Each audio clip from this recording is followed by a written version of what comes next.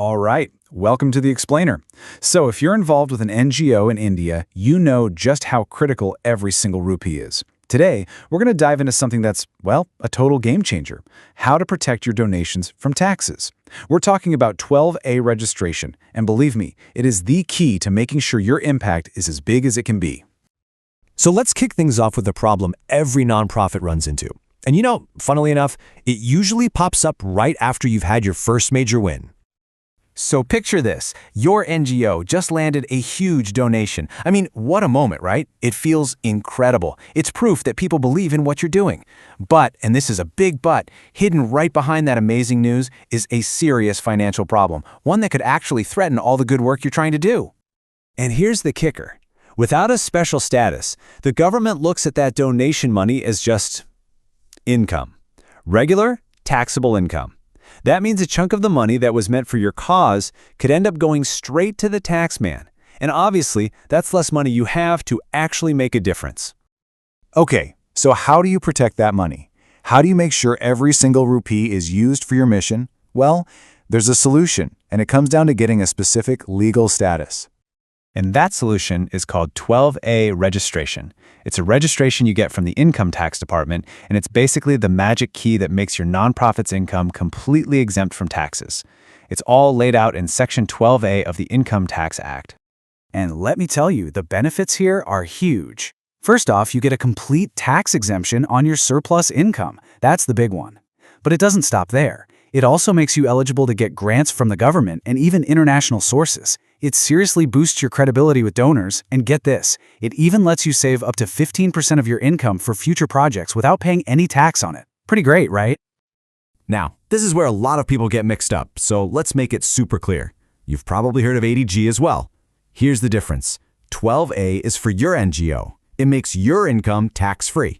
80G, on the other hand, is for your donors. It lets them claim a tax deduction on the money they give you.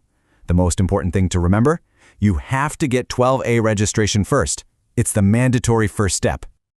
All right, this all sounds great, but who can actually apply for this thing? Let's break down the eligibility. Okay, so the rules are pretty clear, but you gotta follow them to the letter. First, you have to be set up as a registered trust, a society, or a Section 8 company.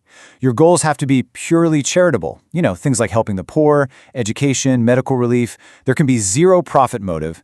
Every penny you make has to go right back into the cause. And a really important point, this is not for private or family trusts. This is strictly for organizations that exist to benefit the public. Now, you might be wondering, what if my NGO sells some products or services to raise funds? That's a great question. You can have commercial activities, but there's a limit. The money you make from that kind of trade or commerce can't be more than 20% of your total income for the year. This just makes sure that your main focus stays on your charitable work. Okay, so we've covered the what, the why, and the who. Now for the really practical part, the how. Let's walk through the actual roadmap to getting registered. And here's some good news. The whole application process is done online now, which makes things a bit easier. You just need to log on to the Income Tax e-filing portal. From there, you'll find Form 10A. You fill it out, attach your documents, and submit it. It's a step-by-step thing, but you really have to be careful and make sure every single detail is correct. So before you even start, you're going to want to get your paperwork in order. You'll need self-certified copies of your core documents, like your trust deed or your MOA.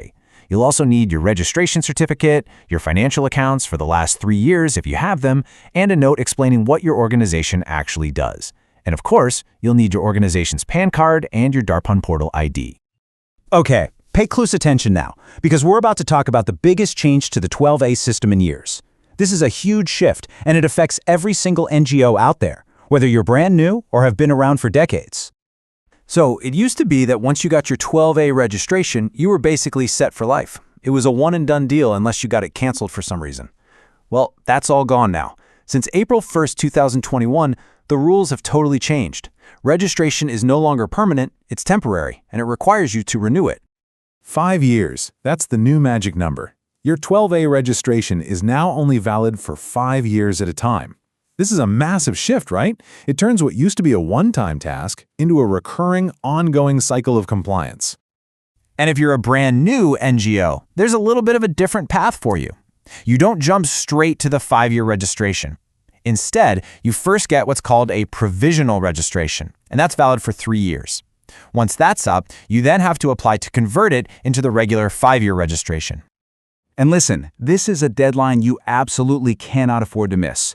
You have to submit your renewal application at least 6 months before your current one expires. So the days of set it and forget it are long gone. This is now an ongoing responsibility, and you have to stay on top of it, because if you let it lapse, you could lose your tax-exempt status. And that would be a disaster.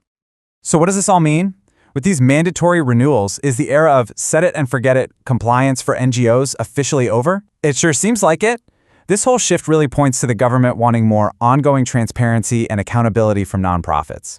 It's no longer enough to just get registered once. Now you have to consistently prove that you're active, you're compliant, and you're staying true to your charitable mission. It's a whole new ballgame.